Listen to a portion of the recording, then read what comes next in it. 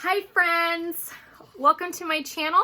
My name is Amanda Mae and this is my channel, Ardith Design, where we celebrate counted cross stitch, pugs, and sustainable stitching. If you are new, welcome, and if you are returning, I am so happy you came back to talk cross stitch with me. Luna Moon is ready. It is very, very cold outside. And I cannot wait to talk to you about a couple of fun finds I found this week at the thrift store. Cross stitch, I promise. And two projects that I've been working on this past week. And then I am going to do a little supply list / mini tutorial on shipping needlework. Shipping, S-H-I-P. Like the ships that go across the sea. We're going to ship. Won't you come and ship with me? Okay, I am really excited. So we're gonna dive right in. I worked on two projects this week. Yay! I started a brand new project because I am a compulsive starter. Or as Brenda and the serial starter would say, I'm a serial starter. Hi Brenda, hi Laura. Thank you again for your tremendous shout out this past week on my book, Charting Your Needle Art Legacy. I will have the link below, my guided journal, and thank you all too who have purchased the book. You're amazing. Okay, Luna, do you want to help me? All right. Last year I started a project and it's by Kathy Haberman and it's in the Just Cross Stitch issue. Cross Stitch and Needlework, excuse me. Cross Stitch and Needlework magazine from March of 2013, and it was when she was a partner with another needleworker. I don't have the original magazine right in front of me all of a sudden. I'm so sorry. Okay, but I started it on a piece of Aida fabric that I dyed myself, and I made it this pink color. I stopped working on this because I had the orientation wrong, and I started stitching the design in the wrong spot, and I got sad. I didn't know what to do. All of you just said, rip it out, Amanda Mae. It's okay, you made a mistake. Just rip out your stitching, frog it, start over. So I want to let you all know I gave myself a year. I let it percolate, and I finally did some frogging. So I have the border done. I have the key done. Now I need to add the words. That is, here's my heart and there's the key. Super, super cute. So I am going to try to finish this. I don't know if it will be done before Valentine's Day, but I will give in as much of an effort as I can to get it done. I am not using the called for colors. Again, this was the March 2013 issue of Cross Stitch and Needlework magazine. And yeah, really cute. Really, really cute. And Sassy Jack's Stitching. It's in the southern part of the United States. Kimbery Young is the owner, proprietor. She has her own Flosstube channel. Hi, Kim. She is hosting the 3rd annual Valentine's Smalls Exchange at her shop, and the deadline for submissions is this week, like the 25th. You can always email her about extending it till the 30th if you're just seeing this video and you're like, oh my gosh, Amanda Mae, thank you for reminding me I have to send in my small. So I will link below Sassy Jack Stitchery, their requirements for the 3rd annual Valentine's Small Exchange. Woo! I know one of the rules is you have to stitch from their list of approved designers, and it's Jeanette Douglas, Plum Street Samplers, and oh, I'm forgetting the third one. I will have it linked below. Anyway, I love Plum Street. I have her Happy Birthday, Mr. President freebie to stitch up for February 22nd, George Washington's birthday, my birthday. It's got a birthday cake and an American historical figure on it. I'm gonna stitch it. Well, it's been in my stitch box. I haven't stitched it. However, Plum Street Samplers, all the little tired trio and the goat load and the stacking, and oh my gosh, so precious. So she's a super big, American history buff, and that's really cool. And I looked through her website. I will have it linked below too. You know, she did that coffin buzz freebie like 11 years ago, like here lies my lifeless soul until I get coffee in me, and it's got like the grave. It's awesome. Anyway, I found another one of her freebies, and it is a Valentine's freebie. It is a Valentine's stocking, and so I'll have her website linked below, her blog, and it's a freebie chart to stitch. You all know I've been wanting to stitch some stockings this year. I have queued up all my Blackbird designs to start working on, but because I can't help myself, I started stitching. Oh, look at him. Loki Pug, what are you doing? Do you have a bone or an action figure? Do you have a bone or an action figure? It's a bone. He's been finding action figures, so he loves to get the toys for my kids. I'm like, pick up your toys! Okay, I digress. I started this on the mystery linen that I stitched Blessings Be Thine on, and it was the mystery linen that I got from Goodwill.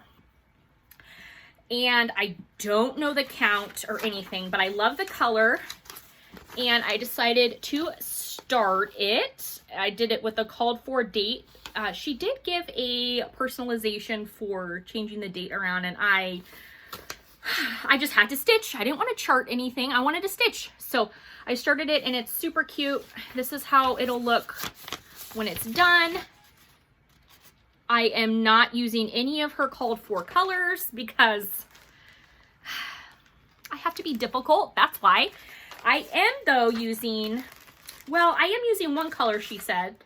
She recommended the coal, WIPS Dye Works coal. I am using, this might be used on the bird. She calls for the beige, the light khaki, but I don't have light khaki. I'm using the cayenne. I added, and then the green, I'm using monkey grass, and this one is the pelican gray, and I really like this pelican gray. I do have two of them, one for Strawberry Fields Forever, and then this one that I won in my prize pack from Just Cross Stitch, because I got some WIPS Dye Works threads. So thanks, WIPS.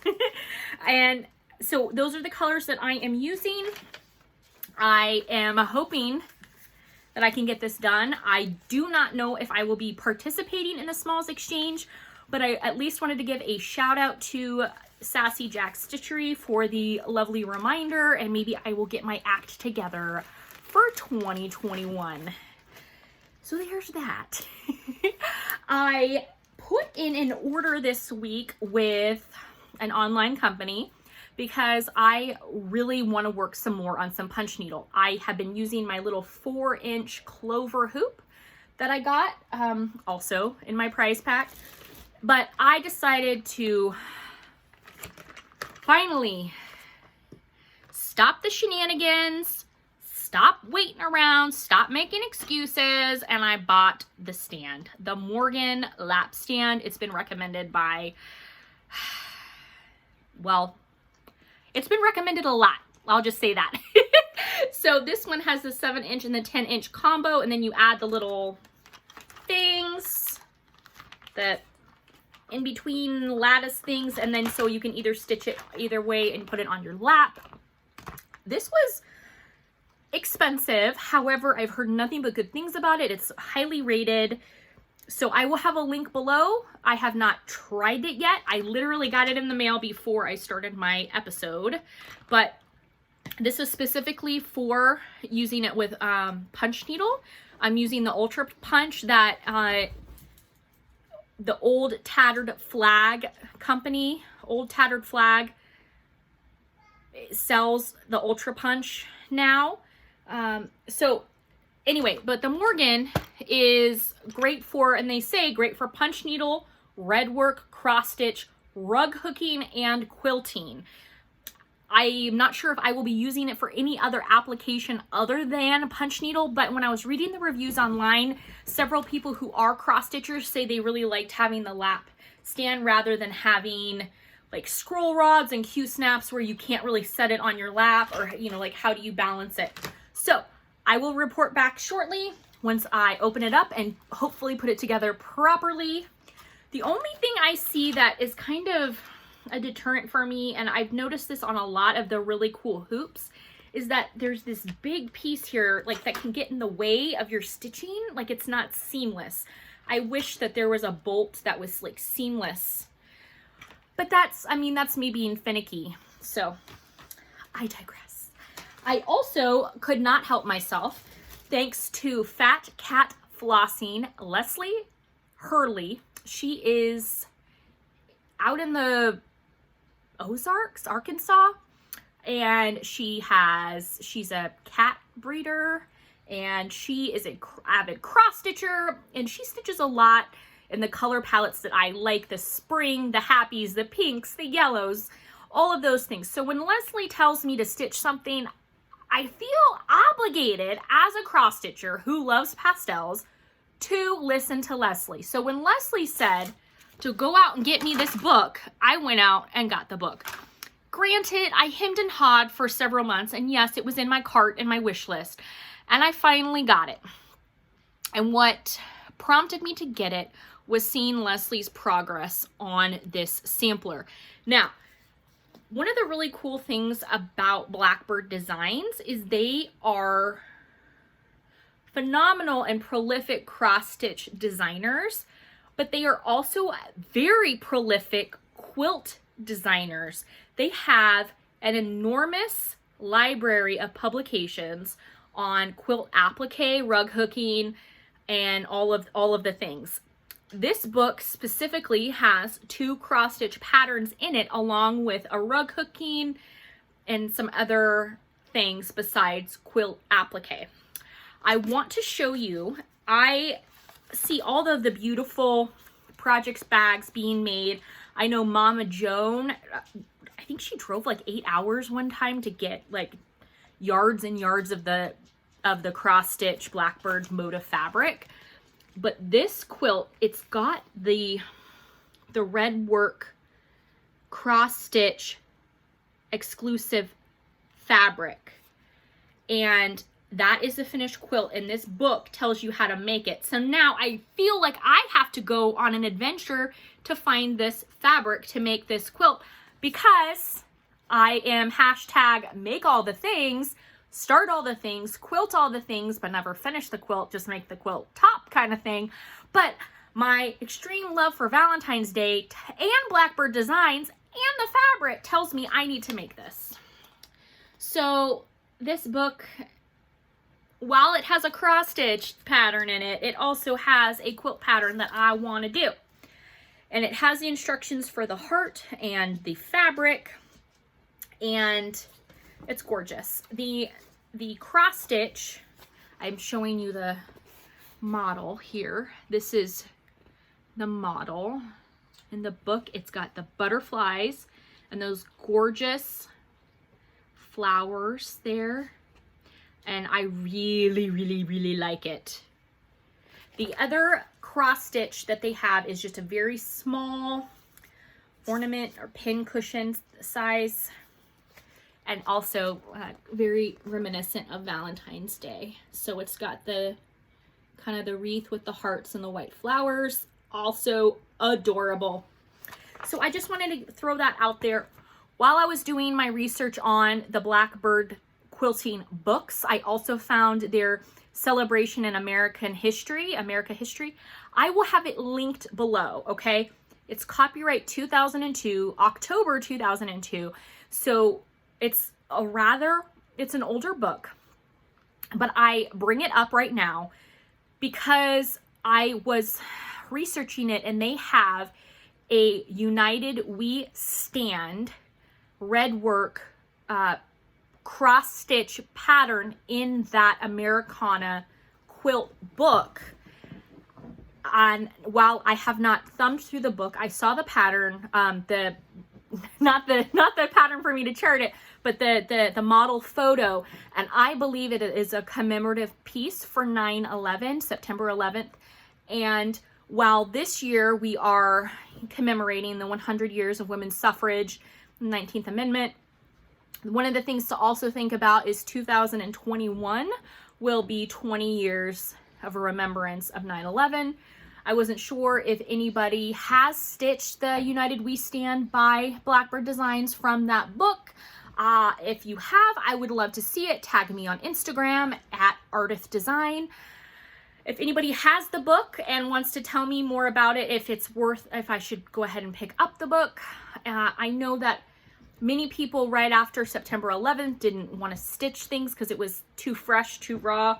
Like the Mirabilia Lady of the Flag, I heard, now this could be urban legend, but the story that I heard about Lady of the Flag was it originally came out right after what had happened, and it didn't sell well because the wound was too fresh. 9/11 had just happened. We had people going off to work. My husband was, was one of the first people deployed out. So it was fresh in people's minds and they didn't want to stitch it, right? But then, so it went out of print, and then all of a sudden, 10 years later, people are like, oh my gosh, that chart is amazing. I want to stitch it. And then you found it online for $600-700 before they finally did the reprint of the chart. So I'm wondering if there's maybe a renewed enthusiasm maybe for this book. I found it online, just throwing it out there. That was a long tangent. Okay, again, this is Tending the Garden, and look at this. Isn't that so pretty? Punch needle or rug hooking on this box.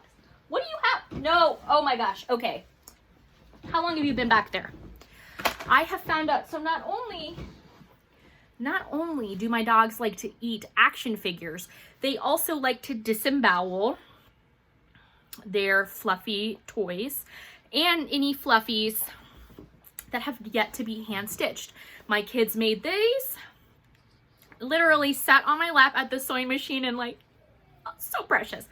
Anyway, I needed to finish stitching them and I haven't done that yet, and he's back there eating the stuffing. Do you like to eat the polyfill? Do you eat polyfill? Is this what you were after? We don't eat that. We don't eat that, do we? No. Okay. Okay. Okay. Okay. So, little pillows, toddlers, all the things. Okay. Oh! Sorry about that. Now he's trying to get to the stuffing. Back up, kids. All right. We're going to talk now about the dreaded shipping. Many people are afraid to ship, don't know how to ship, just don't have maybe the knowledge or the supplies to ship. I want to preface this by saying I am not a professional. I am just giving you some tips and tricks and things to think about in shipping framed art. And specifically, we're going to talk right now about shipping needlework. I wanted to show a couple of examples and then some supplies. This week, these are the two pieces that I found this week while out and about because I cannot help myself. I cannot help myself. This says friend, and it's got, look at those hearts, those stitches, and it's like a little tiny sampler. And then this one, look at this, spring. I believe this is Lizzie Kate, and it has like the polymer clay fence button with the fun stitching. So these are two super cute little stitches. This one is on 18 count cream Aida, and this one is on, it looks like a 32 count natural linen. One is professionally framed, not behind glass. The other one is framed, maybe a do-it-yourself, which is awesome, totally cool, no judgment. These two pieces, they're not behind glass, so, and they're small. So we'll talk about how to ship that, and then we'll talk about something else. Okay, so during the summer months, when it's like hot and just hot and humid and muggy, I will be loading 20 or 30 of these noodles, these bad boys, in my car. And I'm coming out of the store, and it looks like I got a bouquet of noodles. And people ask me, Amanda Mae, are you having a pool party? And I say, no, I'm sending a lot of art all over the world. And people look at me like, this lady She's a weirdo. She's a weirdo. And I have to agree, I'm rather eccentric. But I also like a good deal on shipping supplies and unconventional shipping supplies. So, what do I do with these, you might ask? Because I know you're all asking, what is Amanda Mae doing with dollar store pool noodles that she buys by the case? Well, I'm so happy you asked. I use them to ship art. Yes, you heard that correctly. Quilters quilt with them, I ship with them. So, as an example, what I do is I cut down this, take my scissors, and I cut down the center here, and it creates like a pocket. Okay, so hold that thought. You got your noodles. You need tissue paper. These I have, I stock up usually right after some of the big holiday seasons. Also, many shipping and conservation companies have the acid-free paper. So just I use tissue. Other supply that you're gonna need is bubble wrap. I order mine online and they come in these like giant, like, I brought you my bottom, the almost done roll of bubbles. And don't be tempted to pop them, okay? These are shipping supplies. Okay, I literally gotta tell my kids, get out of my space. I am, that you can't pop my bubbles. Okay, so you need tissue, bubble, noodles. You're gonna need painter's tape. I'll tell you why in a little bit. You're also gonna need a tape measure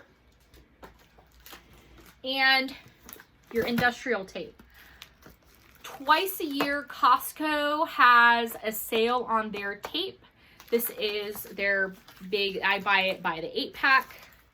So use whatever tape you feel comfortable with. I like that tape. I like the price of that tape. I also use a scale. I got my scale close to, well, it's been a while. I have my scale. It has a plug. I just grabbed it off to show you. It weighs out at 70 pounds max for shipping. So this is just, I think the scale cost me $23. So a scale is something really important to have. If you don't have it, you can always take your package down to the post office ahead of time. But I say if you're going to be shipping a lot, have your own scale. That way you can print your postage out through PayPal at the paypal.com/shipnow, and you get the commercial base pricing versus the retail counter pricing. You will save, it depends. Again, it's all nebulous. It depends. Okay, so here we go. You ready? Okay. This, we're gonna do the example here without glass, okay? So I would wrap this in tissue. I would bubble wrap it, okay? So we do all of that. And then we would take our 4 sides and we would put these around the 4 sides and have it all ready. And then we're gonna tape and bubble again. But just imagine having this on all 4 sides, keeping those corners secure. You're also gonna need a box big enough to fit your needle, whatever you're shipping in, okay? So you've got all that. You don't need the painter's tape, right? But you need the tape, the scale, the blah, blah, blah, blah, blah.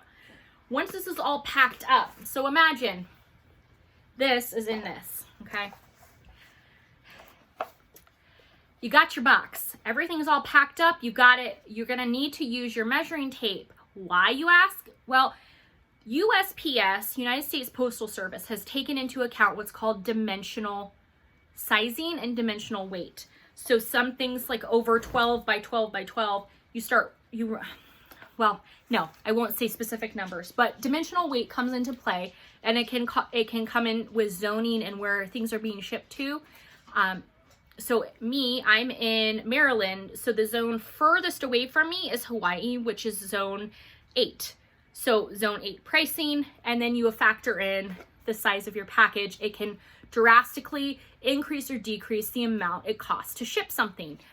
As you might know, it's cheaper for me to send something to Florida because it's like maybe zone 3, 4, or 5 for me, depending on where it is geographically in Florida. It's going to be a lot cheaper for me to ship to Florida than it will be for me to ship to Hawaii based on dimensional weight. So what you're going to do here, you're going to measure. So this is 4. You always round up when you're measuring your boxes, never round down, okay? So you're going to say this is a 4 by 1 by 4. A 4 by 4 by 1 box. Or, you know, pretend you've got a bigger needle, you know, with the sizes. So you're going to enter your weight, which you've weighed on your scale, and you're also going to put your package dimensions in, the weight, height, and depth of your box. And you're going to get your postage. Again, if you're printing online, you can take it to the retail location and they all pull out their own gadgets and do that. So just wanted to throw that out there. I grabbed this Paula Vaughn piece. I picked this up at the thrift store last year. It was, again, one of those, oh, thank goodness you bought it. We were about to throw it away. Yes, Paula Vaughn in the garbage. No, no, I say. So these right here are professionally framed. They're gorgeous, dated 1990. If I put them up for sale and they sold, they are not up for sale. I'm just using this as an example, okay? If I wanted to put this up for sale, say on a large online auction platform, I would want to be able to give the purchaser all the specifics ahead of time to know how much it's going to cost to ship it to their location. So I would, before I ever listed or sold a piece of needlework online, I would always make sure that I had this correct size box first to ship it in, and that I had it all wrapped, prepped, and ready to ship. Because the last thing you want to do is sell something online, go to ship, and you don't have a box.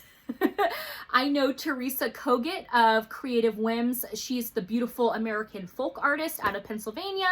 Teresa sells a lot of her work, and I remember last year one of her videos, she talked about how her and her husband took like a van full of extra cardboard out of her barn studio, but she just kept holding onto the cardboard because she's like, I might need that box to ship something in. I might need that box to ship something in. So many artists and stuff, we see boxes and it's not like, oh, what can we create with that? We're like, oh, what can we ship in that? So here it's under glass, and this is where the painter's tape is going to come into play. One of the tips and tricks that I've learned about how to ship needlework, if it's under glass, don't put this on your fabric if it's not under glass. Okay, so painter's tape doesn't leave that residue down, and it's easy to remove. What you're going to do is you're going to put painter's tape all the way across your glass, all the way down and across.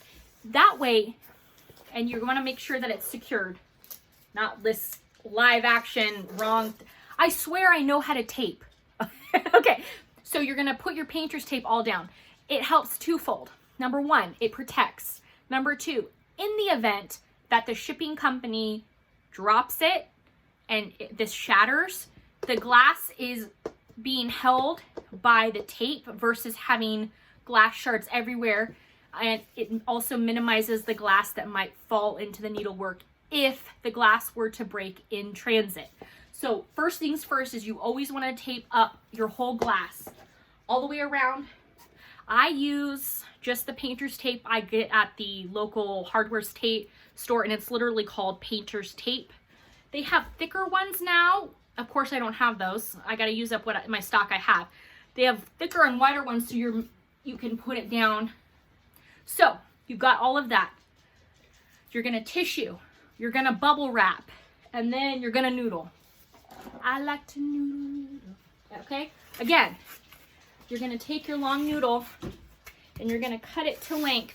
I like to cut my sides a little bit longer than the needlework or the frame itself. That way we're not leaving it directly on that corner, which is a spot where it could get nicked or damaged. So I always add extra length to it. I would cut it at that length, cut, and then go ahead and take my scissors and all the way. Again, all 4 corners.